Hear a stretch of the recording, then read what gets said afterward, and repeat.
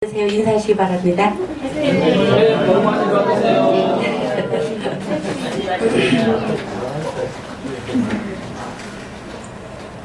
민규는 엄마한테 안 해? 했어? 제일 많이 해야지, 이제? 기도하겠습니다. 거룩하신 하나님, 모든 영광과 찬송과 감사를 아버지께 올려드립니다. 올 한 해도 함께 하시고 저희들을 지켜주셔서 오늘 올해의 마지막 주일입니다. 지난 한 해를 돌아볼 때 믿음의 결실도 없고 헌신과 봉사에 대한 열심도 식어 있음을 주님 앞에 이 시간 고백합니다.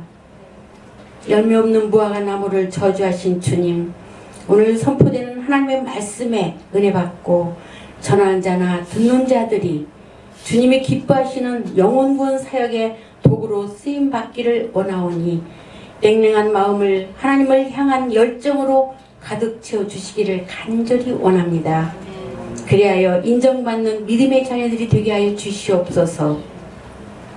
부족한 작은 종의 십자가 뒤에 감춰주시고 오직 성령님께서 역사해 주실 줄 믿고 감사드리며 예수님 이름으로 기도드립니다. 아멘. 여러분, 주님께 인정받고 싶으시죠? 오늘 말씀을 잘 들으면 인정받으실 것입니다. 오늘날 이 시대는 감사 부재. 부재가 무슨 뜻이에요? 없는 거. 제가 소포를 이렇게 신청할 때 부재시 경비시대 이렇게 하죠.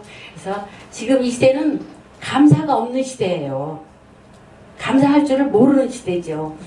많은 사람들이 감사하기보다는 쉽게 원망과 불평을 늘어놓는 삶을 살아가고 있어요.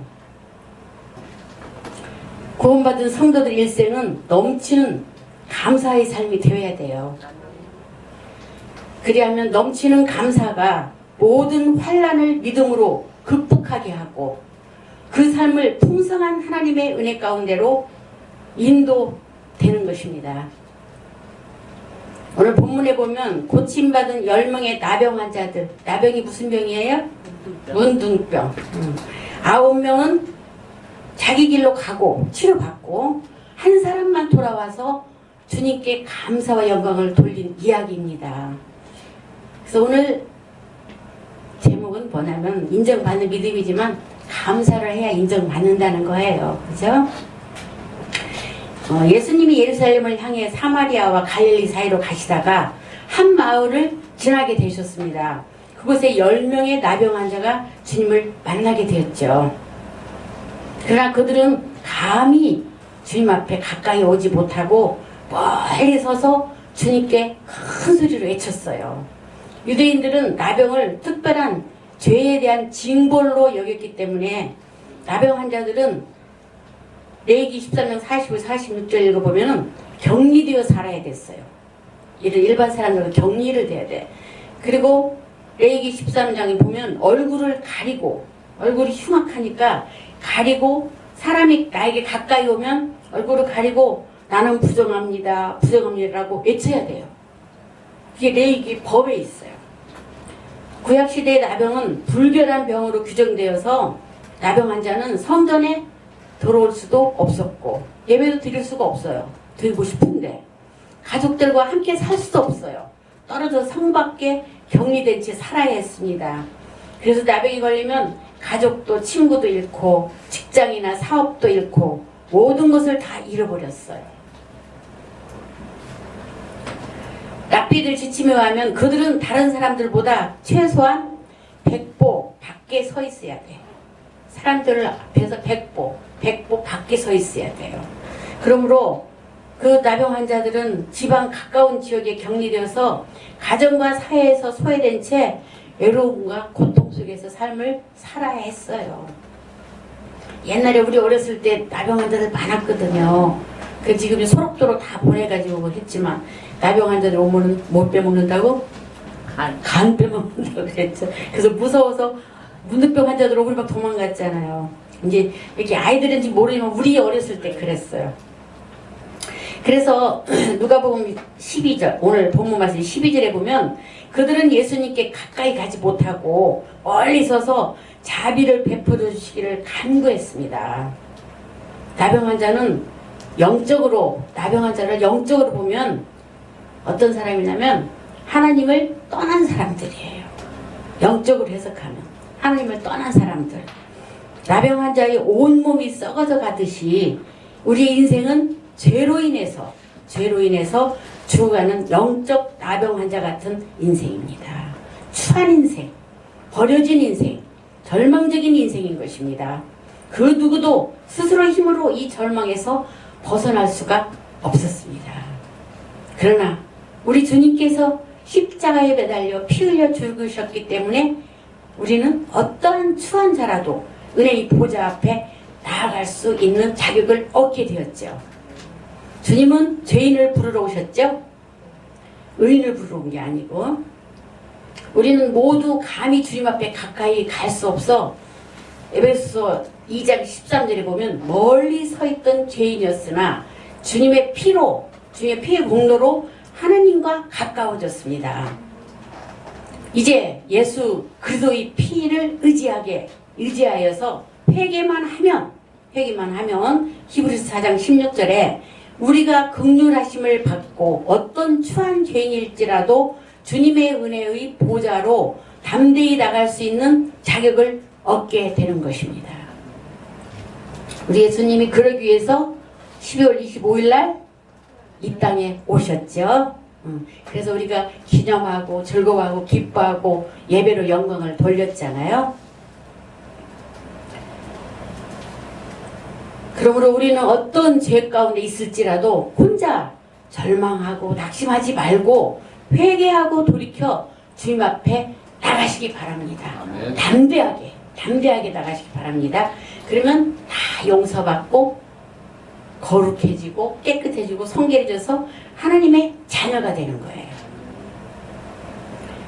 누가복음 17장 13절 보면 저 멀리 지나가시는 예수님을 본 10명의 나병 환자들은 가까이 가지 못하고 멀찍이 떨어져서 뭐라 그랬어요?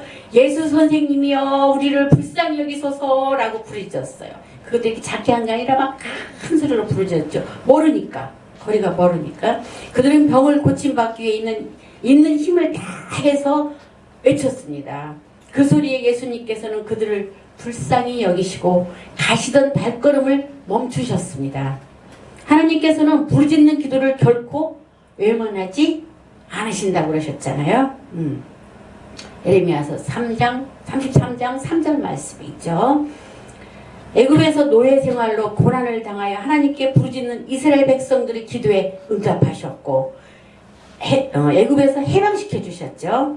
또 회개하며 부르짖는 그 이스라엘 백성들의 기도에도 응답하셔서 수많은 사사들과 선지자들을 보내어 구원해 주셨습니다. 또 예수님은 물속에 빠져가며 부르짖는 베드로의 기도에 응답하셔서 그도 살려주셨고 맹인 바디메오 부르짖는 기도에 응답하셔서 그의 눈을 뜨게 해주셨습니다. 이처럼 우리는 주님께 불쌍히 여김을 입은 자들입니다. 그래서 예수님을 구세주로 영접하게 되었고 죄를 용서받고 의인으로 칭찬받아 영생을 보장받고 성령님과 동행하는 천국 백성이 다 되셨습니다. 주님께서 우리를 불쌍히 보시면 우리 모든 문제가 해결됩니다. 우리를 죄와 절망에서 건져주십니다. 그래서 부르짖어야 돼요. 여러분들은 주님이 두고 보시기에도 아까운 존귀한 자들입니다. 아멘입니까? 아멘. 믿으시기 바랍니다. 아멘. 그래서 자존감을 가져야 돼. 자존감을. 나는 예수님이, 주님이, 하나님이 두고 보시기에도 아까운 그런 존귀한 자란 말이에요. 얼마나 귀한 분들이에요. 오늘 영상 본 것처럼 발로 쓴 내 인생의 악보의 저자인 레나 마리아는 아까 보셨죠? 1968년 스웨덴의 중남부 하보마을에서 두 팔이 요 어깨까지 없어요. 두 팔이 없고 한쪽 다리도 짧아서 뒤틀려가지고 그런 중증 장애로 태어났습니다. 그 아기를 낳고 아기를 처음 봤을 때 부모의 마음 어땠을까요? 여러분들은 어땠을까요? 아주 황당하지요. 그래서 아빠가 처음에 엄마를 못 보여줬대요. 엄마가 너무 슬퍼할까봐. 그랬다가 그 부모는 독실한 크리스찬들이거든요. 그래서 하나님이 주신 아이로 확신하고 우리에게 하나님이 이 아이를 특별히 주셨다는 걸 확신하고 장애인으로 키운 게 아니고 정상인 아이와 똑같이 양육했다고 그래요. 지금 레나 마리아가 48세예요. 50세 비슷하게 그죠? 아직도 젊죠. 그녀는 수영도 똑같이 배우고 십자수도 배우고 요리, 피아노, 운전도 배우고 성가대 지휘까지 했다고 그래요. 발로. 신기하죠? 그는 그 하나밖에 없는 오른발로 많은 것을 할 수 있었습니다. 그는 세계 장애자 수영권 대회에서 4개의 금메달을 땄고 스톡홀름 음악대학 건강한 사람들이 보통 사람들이 다니는 현대 음악과를 졸업했어요. 본격적으로 가스펠 싱어로 음악 활동을 시작했습니다. 일단 그녀의 수기 이 책도 썼고 그리고 이 책이 프랑스, 독일, 네덜란드, 일본 등 9개국 언어로 출판되어서 초대형 베스트셀러가 되었습니다. 특히 기독교 인구가 적은 일본에서 인기가 폭발적이었어요. 그녀의 책과 콘서트는 복음 전도에 지대한 역할을 하고 있었대요. 얼마나 이 레나를 통해서 복음이 전도되었는지 몰라요. 아까 찬양 들었죠? 우리 KBS 음악회에서 너무 목소리가 아름다워서 천상의 목소리라고 그래요. 그래서 제가 인터넷 들어가서 그 찬양을 많이 들었어요. 그녀는 지금도 가스펠 싱어로 전 세계를 다녀요. 다리 하나 있는 사람이 여러분들 건강하니까 전 세계뿐 아니라 더 많이 다닐 수 있잖아요. 그죠? 미연이 대답해봐. 은혜로운 찬양과 간정으로 세계를 다니면서 전하고 있어요. 지금도. 세계 언론들이 천상의 목소리라고 칭찬받는 레나는 자신의 장애를 장애로 여긴 적이 없다고 말해요.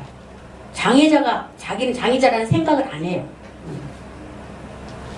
오히려 장애가 저를 믿음으로 살게 했고 오늘의 저를 있게 했습니다.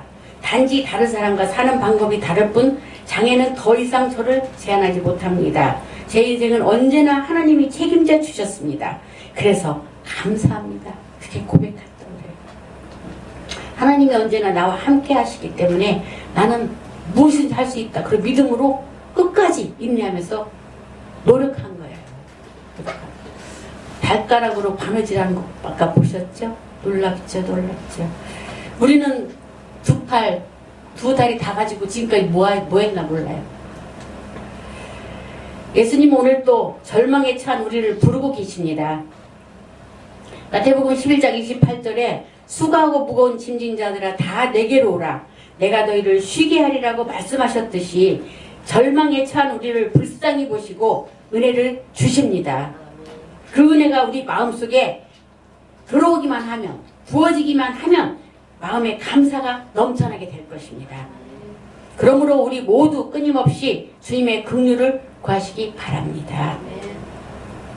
예수님은 나병 환자들을 불쌍히 보시고 제사장에게 가서 너희 몸을 보이라고 말씀하셨어요.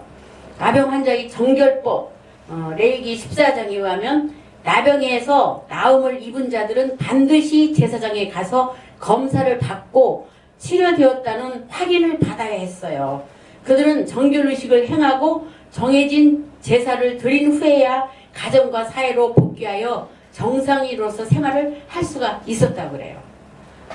그러므로 제사장에 가서 몸을 보이라는 예수님의 말씀은 곧 그들의 나병이 고침받을 것이니 가서 확인하라는 그런 뜻이었어요. 그런데 10명의 나병 환자의 몸에 당장 변화가 나타났을까요? 예수님 말씀하실 때 안 나타났어요. 똑같이 나병이었어요. 그런데 믿고 나병이 깨끗이 치료되는 기적은 믿고 그들이 주님 말씀에 순종하고 제사장에게로 가는 도중에 역사가 일어나는 거예요.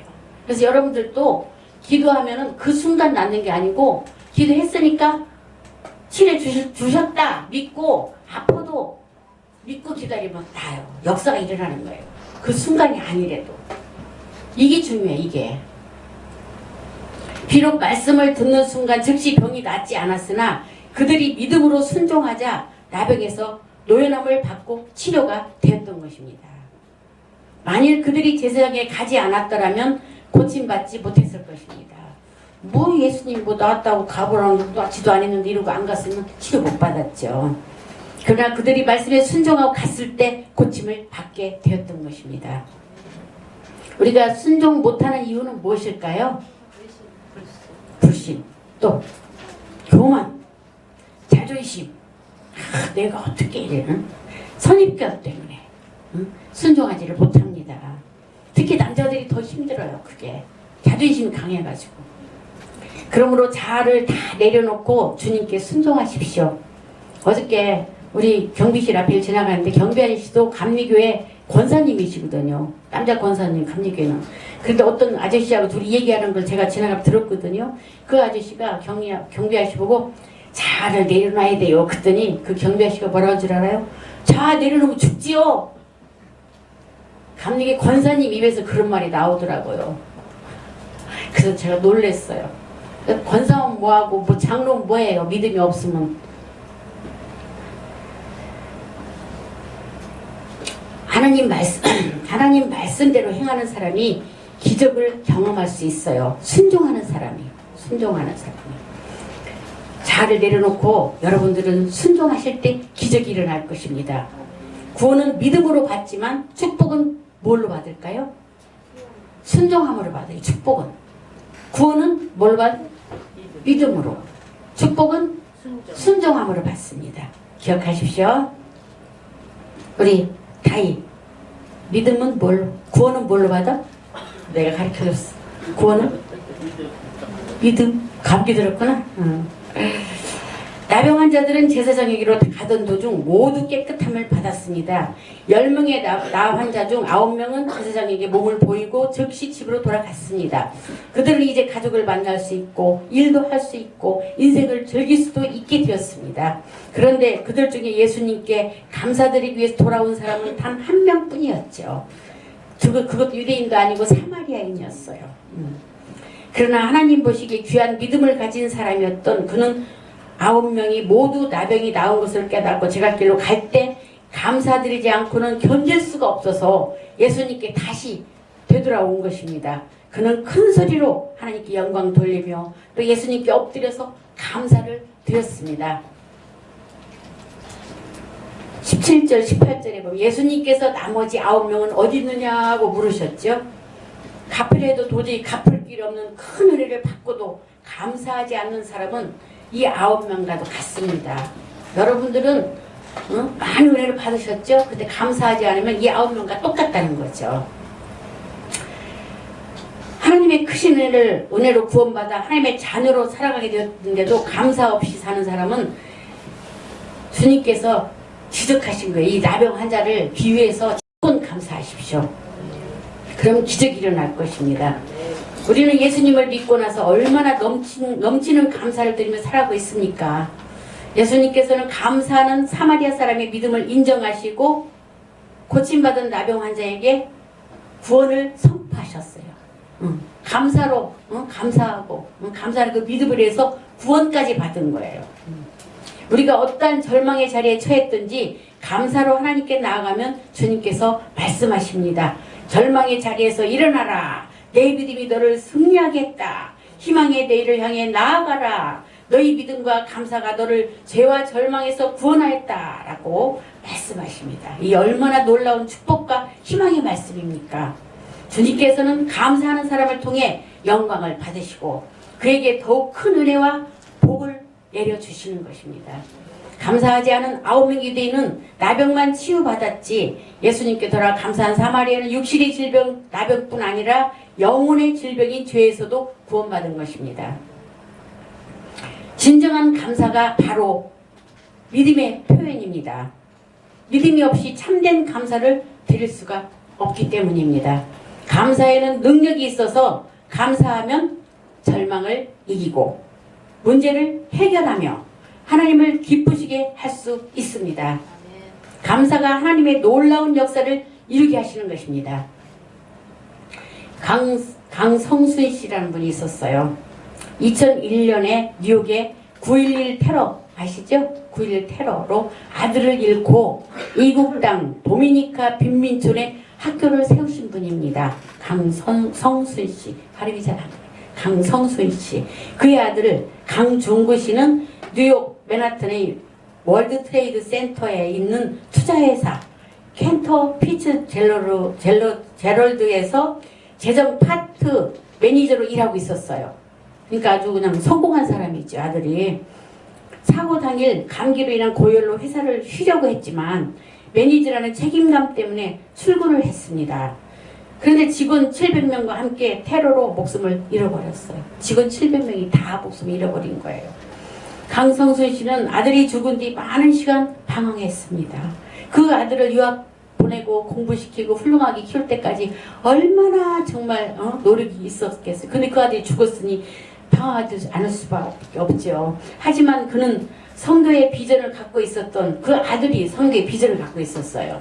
아들의 뜻을 기르기 위해서 어둠 속의 아이들을 빛으로 인도하는 일을 하기로 결심을 했습니다. 그래서 그는 열악한 교육 환경에 있는 나라들 중에서 도미니카 공화국으로 눈을 돌렸습니다.